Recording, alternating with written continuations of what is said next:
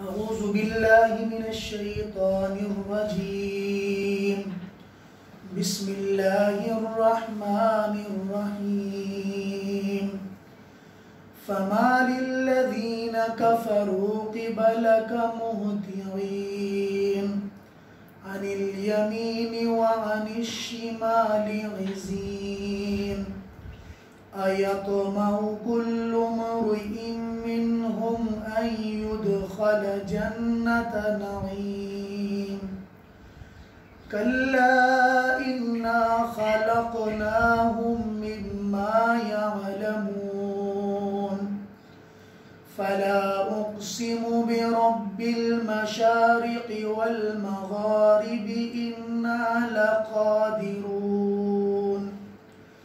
على أن نبدل خيرا منهم وما نحن بمسبوقين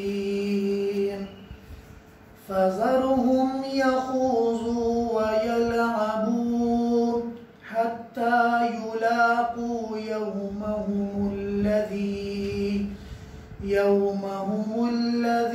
يوعدون يوم يخرجون من الأجداث سراعا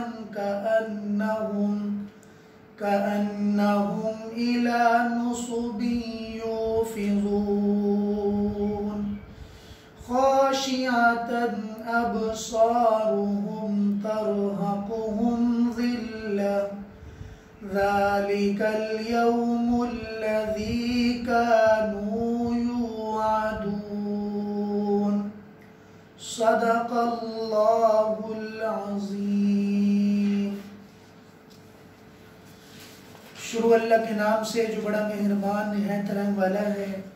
فما للذین کفروا، ان کافر لوگوں کو کیا ہوا، قبلک آپ کی طرف، مہطعین دوڑ کر آتے ہیں، عن الیمین و عن الشمال عزین، دائیں اور بائیں سے گروہ بنا کر آپ کے قریب کھڑے ہو جاتے ہیں۔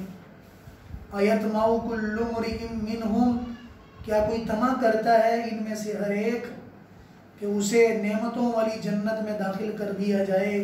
کلا، ہرگز نہیں، انا خلقناہم، ہم نے ان کو پیدا کیا ہے، مما یعلمون، اور جس سے ان کو پیدا کیا گیا اس کو یہ بخوبی جانتے ہیں۔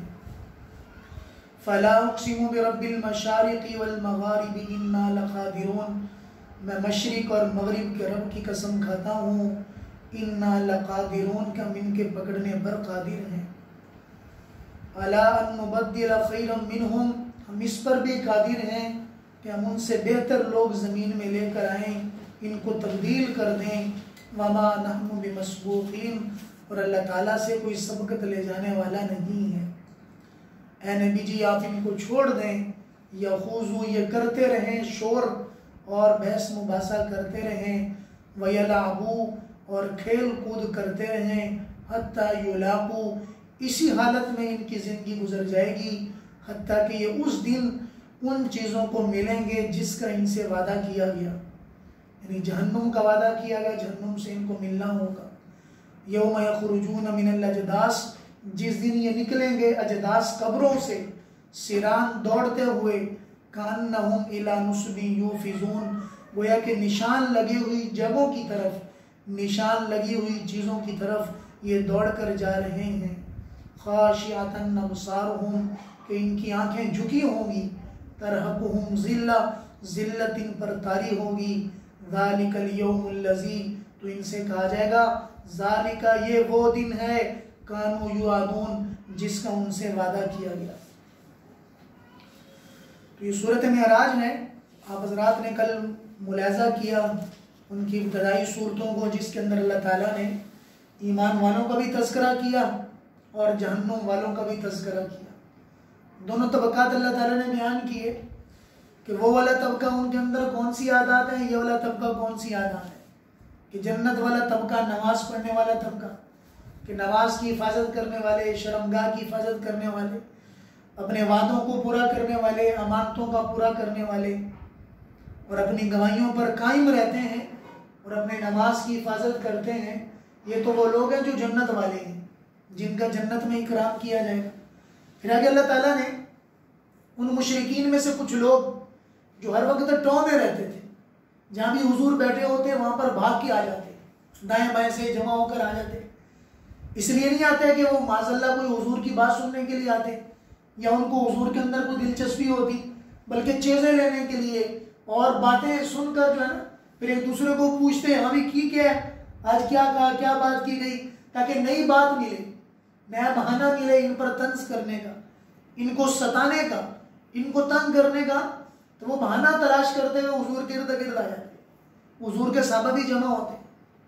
اس لیے کہ اس وقت تین قسم کے لوگ ہیں، ایک ہے حضور کے صحابہ جن کے اندر ایمان وہ ہے جو خدا نے آسمانوں پر قبول کیا، اور ایک وہ قسم کے لوگ ہیں جو بالکل کافر ہیں۔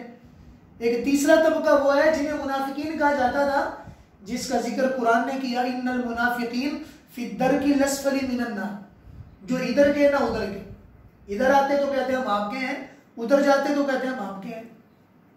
تو دو چہروں والے، جسے قرآن نے ذی الوجہین کہا، کہ یہ جہنم کے سب سے نچلے والے درجے میں۔ ان مشرکین مکہ کے پاس جاتے تو کہتے ہیں کہ ہم تو تمہارے ہیں، ہم تو ویسے ہی ان کے پاس جاتے ہیں گپ شپ مارنے کے لیے، تمہیں خبریں پہنچانے کے لیے جاتے ہیں کہ جاسوسی کر کے آئیں کہ فلاں مجلس میں کون سی بات ہو رہی تھی، تمہارے خلاف کون سا پروپیگنڈا کیا جا رہا تھا۔ تو وہ ادھر کی باتیں وہاں پہنچایا کرتے، اور وہاں اگر ان کو یہاں پر کوئی مفاد مطلوب ہوتا تو ان کی باتیں یہاں پہنچا دیا کرتے۔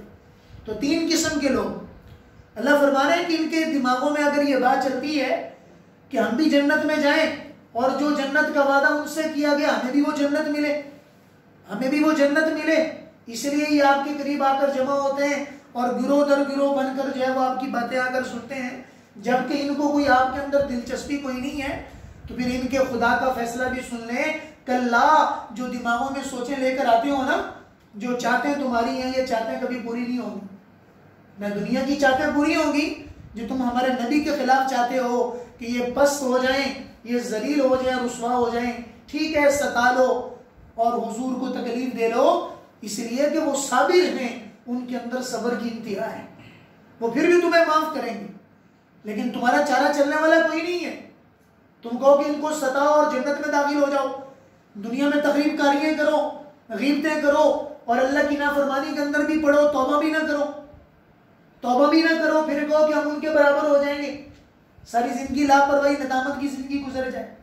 ہاں اگر وہ ایمان والے جن سے غلطیاں ہوئیں، گناہ بھی ہو گئے، توبہ کر لی، اللہ سے ڈرتے رہے، روتے رہے، اللہ نے ان کا اکرام تو وہی کیا ہے جو ایمان والوں کا ہوتا، اس لیے کہ یہ واپس آنے والے ہیں، رجوع کرنے والے ہیں، لیکن جن کے دلوں میں رجوع نہیں ہے، صرف اور صرف ظاہراً کے اندر، ظاہراً ایک جسے کہتے ہیں بناوٹی دین بنا کر چلنے والے ہیں، یا بناوٹی صورتیں بنا کر سامنے آتے ہیں کہ ہمیں فلاں ان لوگوں میں شامل کر لیا جائے، تو اللہ کہتے ہیں کہ یہاں تو تم شامل ہو جاؤ گے، تمہارا نفاق چھپ جائے گا، لیکن اللہ کی بارگاہ کے اندر تمہارا نفاق نہیں چھپے گا، تمہارے دل کی حالت اللہ کے سامنے کر دی جائے گی، دل میں کیا ہے، زبان میں کیا ہے، وہ سارا کا سارا اللہ کے سامنے کھل جائے گا۔ اللہ وہی فرما رہے ہیں کلا انا خلقناہم مما یعلمون، یہ جانتے ہیں کہ اپنی نافرمانی کی وجہ سے ہم نے ان کو جہنم کے لیے پیدا کیا ہے اور یہ جہنم کے اندر جائیں گے۔ یہ دوسرا مفہوم یہ ہے کہ یہ اپنی خلقت کو بھی جانتے ہیں کہ آج جس اناج سرکشی کے اندر آ کر اپنے آپ کو رب بنا کر بیٹھتے ہیں، ربوبیت کے دعوے، اپنے آپ کو تکبر کے اندر آ کے اتنا اونچا لے کر جاتے ہیں کہ کسی سے ہاتھ ملانا گوارا نہیں کرتے، صحابہ کو رذیل کہا کرتے، یہ گرے پڑے لوگ آپ کے پاس بیٹھتے ہیں، اگر یہ نہ بیٹھیں تو ہم آپ کی بات سن لیں گے، ان کے پاس تو پہننے کے لیے کپڑے اچھے کوئی نہیں، نہ جوتا ان کے پاس اچھا کوئی ہے، نہ ان کو بات کرنے کا سلیقہ آتا ہے، نہ کوئی ان کو طریقہ آتا ہے، آپ ان کو بگائیں اور بگانے کے بعد ہم آپ کی بات سنیں گے، صرف اور صرف ان کو ذلیل کرنے کے لیے۔ کبھی حضور کی توجہ بھی آئی، جیسے آپ نے سورۃ عبسہ میں ملاحظہ بھی کیا، توجہ آ گئی کہ شاید اس وجہ سے مسلمان ہو جائیں، لیکن اللہ نے فوری بتایا کہ بس ان کا رب ان سے کہتا ہے کہ دفع ہو جاؤ، تمہاری کوئی ضرورت نہیں، یہ سادہ سیدھا لوگ اللہ کو یہ پیارے ہیں، اگر یہ قسمیں اللہ سے کھا لیں گے اللہ ان کی قسموں کو پورا کر دیں گے۔ فرمایا کہ اللہ کے نبی نے فرمایا کہ دنیا میں بعض ایسے خدا کے ولی ہیں، لو اقسم علی اللہ لابرہ، اگر وہ اللہ پہ قسم کھا لیں، اے اللہ یہ کام کر دیں، اللہ اپنی قسم کو پورا کر دیں گے۔ پھر فرمایا کہ ان کے ساتھ مقابلہ نہ کرنا، تمہیں اپنی یاد کرو تمہاری کیا حیثیت ہے، ایک گندے نطفے سے پیدا کیے گئے۔ ایک آدمی دوسرے کے قریب سے گزرا اور اس سے کہا کہ تمہیں پتا ہے میں کون ہوں، تمہیں پتا ہے میں کون ہوں، تمہاری کیا اوقات ہے میرے سامنے بیٹھنے کی، تمہاری کیا اوقات ہے میرے سامنے کھڑے ہونے کی؟ انہوں نے بڑا عجیب جواب دیا کہ ہاں مجھے پتا ہے کہ تو ایک منی کے قطرے سے بنا، تیری ہاتھوں کے اندر، تیری آنکھوں کے اندر گند ہے، تیرے جسم کے اندر گند ہے، غلاظت ہے، آنکھوں سے گند نکلتا ہے، کانوں کے اندر میل ہے، تیرے خون کے اندر گندگی ہے، تیرے پورے جسم کے اندر گندگی ہے، تیری کیا اوقات ہے اللہ کے سامنے؟ یہ تو خدا نے ڈھانپ دیا، بہترین چہرہ بنایا، بہترین جسم بنایا، بہترین ہاتھ بنائے، بہترین پاؤں بنائے، بہترین صلاحیت دی۔ انسان یہ کہے کہ میں پتہ نہیں کیا کچھ ہوں، ابھی تو کیا چیز ہے؟ کچھ بھی نہیں ہے۔ اگر خدا کی نعمت، خدا کا احسان نہ ہو تو کچھ بھی نہیں ہے۔ یا ایھا الانسان ما غرک بربک الکریم، تجھے کس چیز نے غافل کر دیا؟ جس نے پیدا کیا، فسواک فعدلک، بہترین صورت دی ہے، تیری صورت اسی کی ادا ہے۔ اگر آج تیرا ناک ٹیڑھا پیدا کر دیا جاتا، تیرا کان بڑا کر دیا جاتا تو لوگ مذاق اڑایا کرتے، آنکھیں تیری ایک بڑی کر دیتے، ایک چھوٹی کر دیتے، تیرے ہونٹوں کے اندر فرق کر دیا جاتا، کوئی تجھے منہ لگانے کے قابل نہ ہوتا، تو اس سے دور بھاگتے، کس سے دور بھاگو۔ آج تو کہتا ہے کہ تیری نسبت اونچی ہے، ابھی تیری کیا نسبت اونچی ہے؟ اللہ کی نسبت تو اس خدا کی ہے جس خدا نے تجھے نسبت دی ہے، جس خدا نے تجھے بڑا مقام دیا، جس خدا نے تجھے مقام دیا، اصل میں تعریف کے قابل بھی وہی ہے۔ اس لیے فرمایا مٹا دے اپنی ہستی کو، گر تجھے مرتبہ چاہیے کہ دانا خاک میں مل کر گلے گلزار بنتا ہے۔ من تواضع للہ رفعہ اللہ، جو آدمی اللہ کے لیے جھک جائے، اپنے آپ کو چھوٹا بنا لے، چھوٹا بنا کے لوگوں کے ساتھ رہے، اپنے آپ کی اپنی نسبت کو چھوٹا کر دے کہ میں خدا کا بندہ ہوں، وہ بھی خدا کے بندے ہیں، میں بھی انسان ہوں، وہ بھی انسان ہے، مجھ میں کیا فرق ہے؟ وہ بھی مٹی سے بنے، میں بھی مٹی سے بنا۔ اگر آج میرا مرتبہ خدا نے کیا، اگر وہ مجھے نیچے اتار دے، مجھے ذلیل کر دے، مجھے کوئی سلام کرنے کے لیے گوارا نہ کرے، تو میرا مقام، میرا مرتبہ سب اسی کی عطا ہے۔ اللہ وہی فرما رہے ہیں اِنَّا خَلَقْنَاهُمْ، جس منی کے قطرے سے تمہیں پیدا کیا گیا تم بھی جانتے ہو، ہم جانتے ہیں تم کن زاموں کے اندر پڑے ہو، کن وساوس کے اندر پڑے ہو کہ تمہارے حالات اونچے اور تمہاری حیثیتیں اونچی، تمہارا چدراڑ پن اونچا اور تمہارے مقام اونچے۔ یہ تمہارے مقام کچھ بھی نہیں ہے، چند وقتی مقام میں ختم ہو جائیں گے۔ فلا اقسم برب المشارق والمغارب، اللہ فرمانے کہ میں قسم کھاتا ہوں یعنی مشرق اور مغرب کے رب کی، انا لقادرون، ہم قادر ہیں کہ ہم ان کو بدل کر اور لوگوں کو لے کر آئے، ہم ان سے بہتر لے کر آئے۔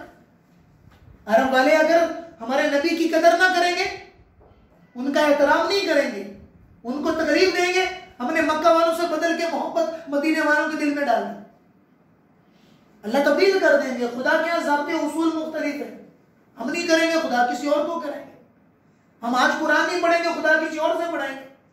اللہ کئیوں کو مسلمان کر کے ان سے کلمہ پڑھائیں گے، ان سے نمازیں پڑھائیں گے، ان سے روزہ۔ عربوں کے اوپر قرآن اترا، جبریل کو آتے دیکھا، قرآن کو آتے دیکھا، پورا مقام وہ نورانیت والا، روحانیت والا، لیکن استفادہ کرنے والے اور لوگ، عجم والے یعنی عربوں کے علاوہ والے لوگ آگے بڑھ گئے دین کے اعتبار سے۔ آج آپ دیکھیں مدارس جتنے الحمدللہ ہمارے یہاں عربوں کے علاوہ ممالک میں پائے جاتے ہیں، جیسے ہم کل بات کر رہے تھے کہ الحمدللہ پاکستان انڈیا کے اندر اتنی کثرت سے مساجد ہیں جس کی حد نہیں ہے۔ اللہ نے دین یہاں منتقل کر دیا کہ تم نہیں کرو گے، لاپرواہیاں کرو گے، میں کسی اور کو لے جاؤں گا۔ امام بخاری رحمۃ اللہ علیہ جس علاقے میں پیدا ہوئے، آج اس علاقے کے اندر لوگوں کو بخاری کے نام تک کا نہیں پتا۔ آذربائیجان کے علاقے میں جائیں، ان علاقے میں جائیں، بخارا سمرقند کے اندر، خراسان کے اندر جائیں، جہاں امام مسلم پیدا ہوئے، کہ جن کی کتابیں قرآن کے بعد سب سے صحیح کتابیں ہیں، آج ان کے مرکز وہاں جائیں، ایک ویرانی کا ثبوت دیتے ہیں۔ لوگوں نے قدر نہیں کی، اللہ نے کی اوروں کے اندر منتقل کر دیا۔ آج سب سے زیادہ بخاری ہندوستان پاکستان کے اندر پڑھائی جا رہی ہے، اور یہاں سے لوگ پڑھ کے پوری دنیا میں جا رہے ہیں۔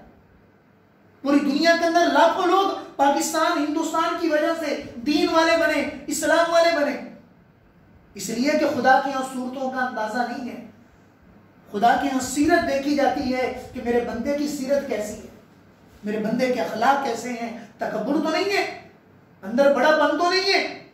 الا نبدل خیرا منہم، ہم چاہیں تو بدل لیں، وما نحن بمسبوقین، ہم سے آگے جانے والا کوئی نہیں ہے، ہم سے سبقت لے جانے والا کوئی نہیں ہے، اس لیے کہ میری مٹھی میں سب کچھ ہے، اللہ کی مٹھی میں زمین، اللہ کی مٹھی میں آسمان ہے، اللہ چاہے جس سے بدل دے۔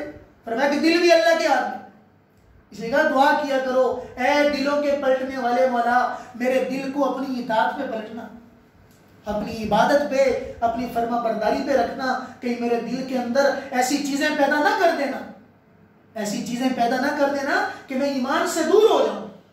ایک بہت ہی بڑے اللہ والے ہیں، تاریخ میں ان کا واقعہ مشہور ہے، ایک بستی سے گزر رہے ہیں تو وہاں بستی والے پتا چلا کہ یہاں قریب میں عیسائیوں کی بستی ہے، تو دل کے اندر ان کا چھوٹا پن آیا کہ کیسے لوگ ہیں، اسلام کو قبول نہیں کیا، تو معمولی سی بات دل میں پیدا ہوئی، کئی ہزار کا لشکر لے کر حج کے لیے جا رہے ہیں، کئی ہزار کا لشکر لے کر حج کے لیے جا رہے ہیں، رستے میں ایک جگہ کے اندر پڑاؤ ڈالا، وہاں پر مریدین نے پانی وغیرہ پینے کے لیے، نماز کا انتظام کے لیے، حضرت بھی کنویں کے قریب پانی بھرنے کے لیے گئے، جب وہاں پانی بھرنے کے لیے گئے دیکھا کہ قریب سے کچھ عورتوں کا ہجوم گزر رہا تھا، کچھ عورتیں گزر رہی تھی، اچانک ایک عورت پہ نظر پڑ گئی، پہلی نظر معاف ہے، فرمایا کہ علی پہلی نظر فلا تتبعوا النظرۃ نظرا، ایک کے بعد دوسری نظر نہ کرنا، پہلی تو معاف ہے دوسری نہیں ہے، اچانک نظر پڑی، جب نظر پڑی تو اچانک دل کی کیفیات بدل گئی، جب دل کی کیفیات بدلی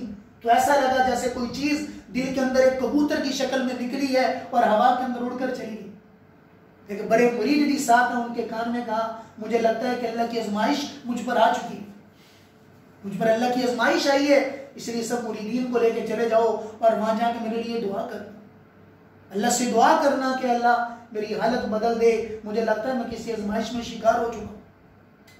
اب یہ پتہ چلا، لڑکی کا پتہ کروایا، ان کے گھر میں چلے گئے، میں اس سے نکاح کرنا چاہتا ہوں، پتہ چلا وہ عیسائی ہے، مسلمان ہی نہیں ہے، ان سے کہا کہ میں تو اس کے بغیر جو ہے وہ نکاح کرنا چاہتا ہوں، کہا کہ ٹھیک ہے ہم نکاح کر دیں گے، لیکن اس کی شرط یہ ہے یا تو عیسائیت قبول کرو، کہا کہ میں وہ نہیں کر سکتا۔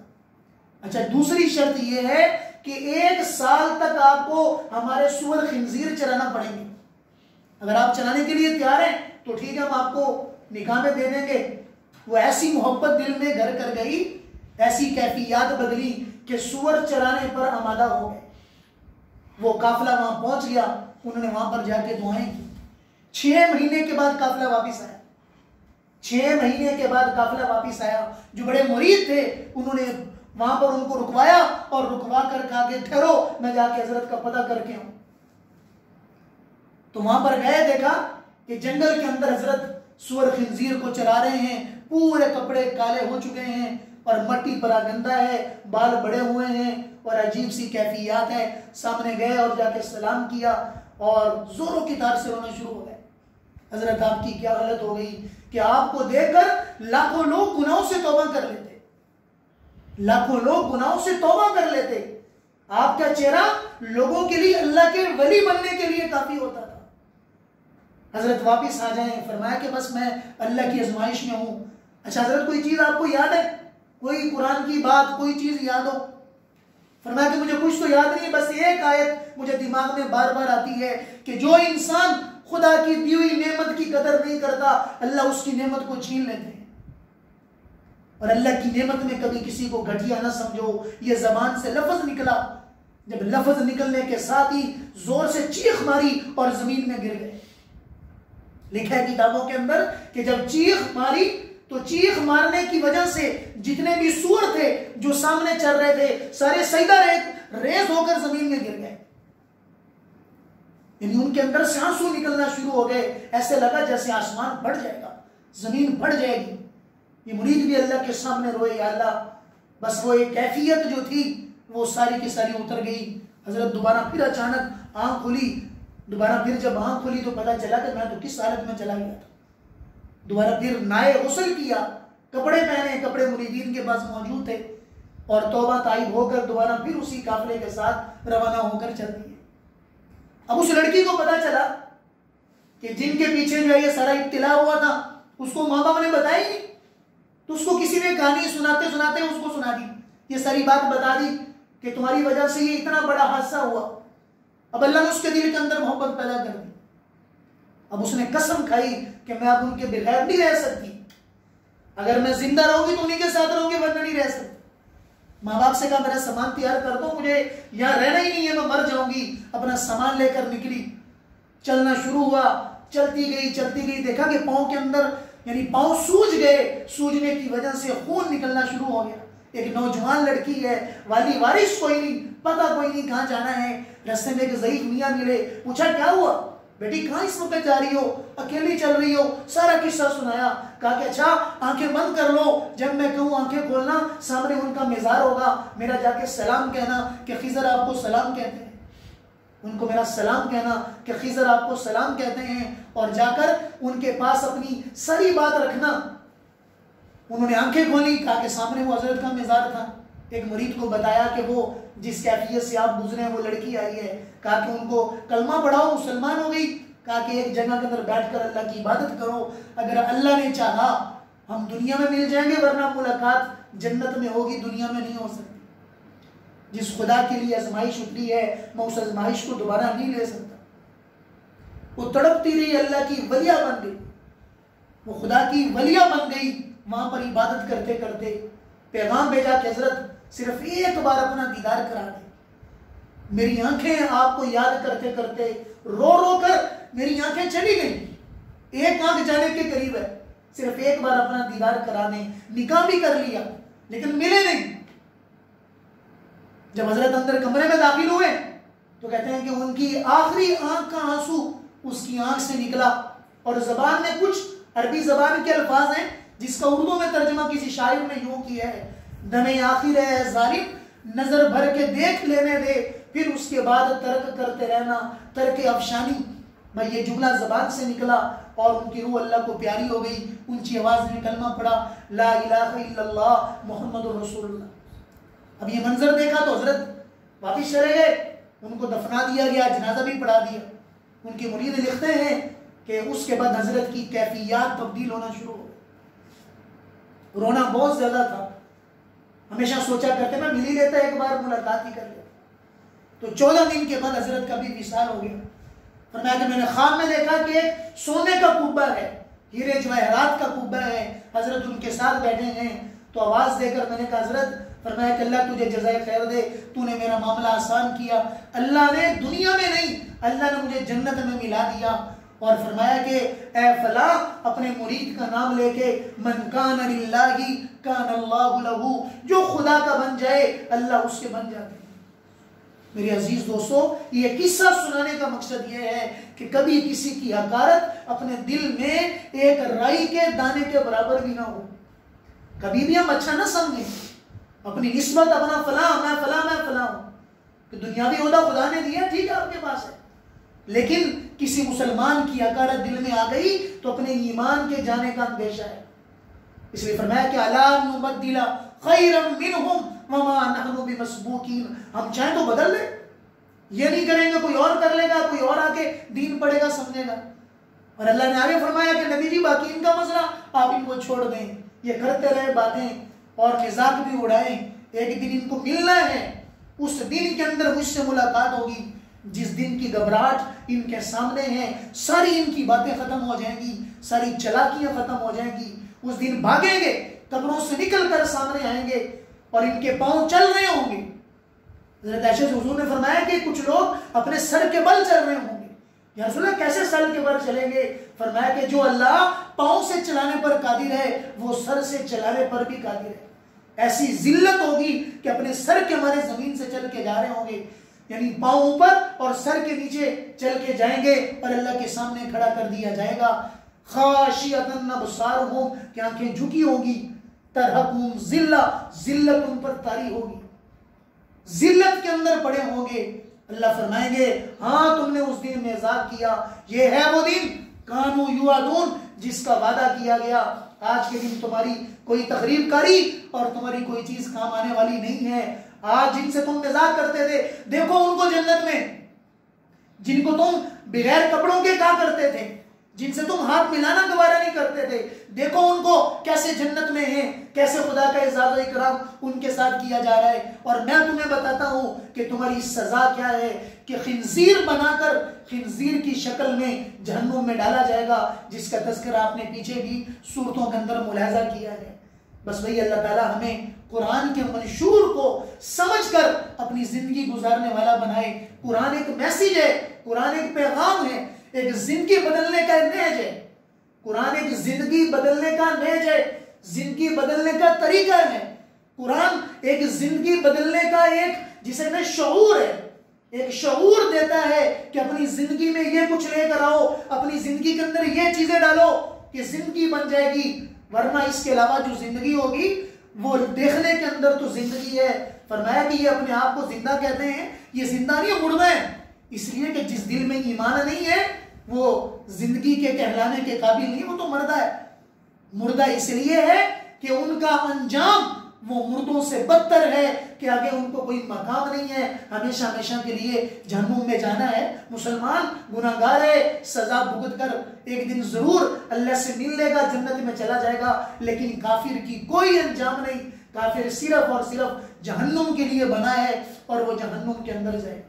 اللہ نے قرآن کا نہج سمجھا دے, قرآن کو ترجمے سے پڑھیں. الحمدللہ اللہ نے ہمیں موقع دیا, ہم تفسیر سے پڑھ رہے, سمجھ رہے ہیں. اس کو سمجھ کر اپنی زندگی میں لانے کی کوشش کریں, وہ پیغام قرآن کا سمجھیں, الفاظ بھی پڑھیں. میں نے کل بھی پرسوں بھی یہ بات کہی ہے کہ زیادہ سے زیادہ ہم قرآن کی تلاوت کا معمول بنائیں. رمضان اللہ نے موقع دے دیا, ایک لفظ الف کی 10 نیکی, ایک نیکی کا 10 نیکی کے برابر ثواب. من جاء بالحسنۃ فلہ عشر امثالها, ایک نیکی 10 کے برابر. اور رمضان میں ایک نیکی 70 کے برابر. آپ 10 کو 70 سے ضرب دیں کہ کتنا موقع ہے ہمارے پاس نیکی کرنے کا, کتنا موقع ہے قرآن کی تلاوت الفاظ کے ذریعے سے نیکیوں کا ذخیرہ اپنے پاس جمع کرنے کا. کر سکتے ہیں, کوشش کر لیں کہ سحری میں 1 پارہ پڑھ لیں, آدھا پارہ پڑھ لیں, پاؤ پڑھ لیں, 2 رکوع پڑھ لیں, افطاری میں پڑھ لیں, رات کو سونے سے پہلے پڑھ لیں. انشاءاللہ والقریب یہ ایسی نیکیاں ہیں جو خدا کے ہاں مقبول ہیں, خدا کے ہاں یعنی آگے بڑھانے والی ہیں اور خدا کی رضا کو شامل کرنے والی ہیں. روزہ یہ نہیں ہے کہ بس کھایا پیا نہیں ہے, بیٹھے رہے روزہ گزار دیا. روزہ تو یہ ہے میرے عزیز دوستو کہ کثرت سے عبادت کی جائے, ذکر و اذکار کثرت سے ہو, عبادات کا رخ زیادہ سے زیادہ رمضان کے اندر کیا جائے, اللہ کی رضا کی طرف. بس دل جڑا اس کے ساتھ, اندر سے کار مل جائے. کام کاج کر رہے ہیں آپ اپنے کمپیوٹر میں, دل ملا اس کے ساتھ, اندر سے باتیں کر رہے ہو, دل اللہ کے ساتھ ملا ہوا ہے. جیسے ہم دماغ میں جب کسی کو سوچ رہے ہوتے ہیں تو اسی کی یادوں میں گم ہے, اب وہ یاد دماغوں میں آ رہا ہے. کبھی ایسا بھی ہوتا ہے کہ سامنے کتاب کھلی ہوئی ہے, سامنے جو ہے وہ موبائل بھی کھلا ہوا ہے, لیکن دل پہنچا ہوا ہے. میں یہاں ہوں, میرا دل مدینے میں ہے. علامہ اقبال کا قول, میں جو سر بسجدہ ہوا تو زمین سے آنے لگی صدا, تیرا دل تو ہے صنم آشنا, تجھے کیا ملے گا نواز میں.